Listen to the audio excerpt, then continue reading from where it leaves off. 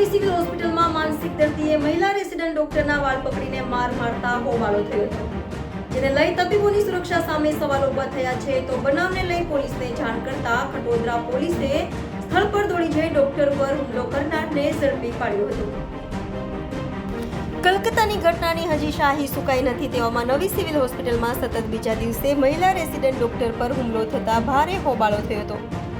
વાત એમ છે કે સુરત નવી સિવિલ હોસ્પિટલમાં એક દર્દીએ મહિલા રેસિડન્ટ ડોક્ટરના વાળ પકડીને માર મારતા હોબાળો મચ્યો હતો અને સાથે ડોક્ટરોની સુરક્ષા સામે સવાલો ઊભા થયા હતા. તો ભારે હોબાળા બાદ મહિલા ડોક્ટરને માર મારનારા દર્દીને ડોક્ટરો અને સિવિલના સ્ટાફે પકડી મેથીપાક ચખાડી તેનો કબજો ખટોદરા પોલીસને સોંપવામાં આવ્યો હતો.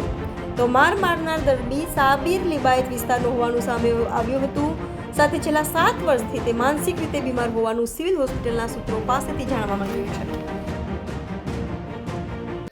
આજે હમણાં રાત્રે લગભગ આશરે 10 વાગે એક સાયકેટ્રિક પેશન્ટ આવ્યું હતું અને માથામાં ઈજા હતી. 108માં લિંબાયત પોલીસ સ્ટેશન તરફથી મોકલવામાં આવ્યું હતું અને એ એમની સાથે એની માતા હતી અને એ સાયકેટ્રિક પેશન્ટ હોવાને કારણે મારતો હતો.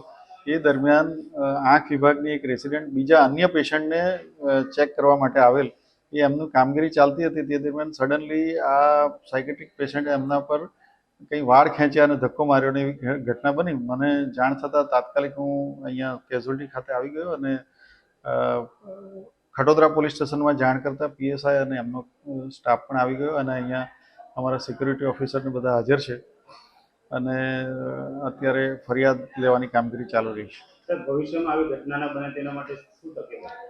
અહીંયા વધારે સિક્યુરિટી ગાર્ડ રાખવાની જરૂરિયાત છે, તો તે મુજબ વધારે સિક્યુરિટી ગાર્ડ રાખવામાં આવશે. તદુપરાંત અહીંયા પરમનન્ટ પોલીસ કર્મી કેઝ્યુઅલ્ટીમાં રાઉન્ડ ધી ક્લોક 2 રાખવાની રજૂઆત આજ રોજ સીપી સાહેબને અમે કરેલી જ છે.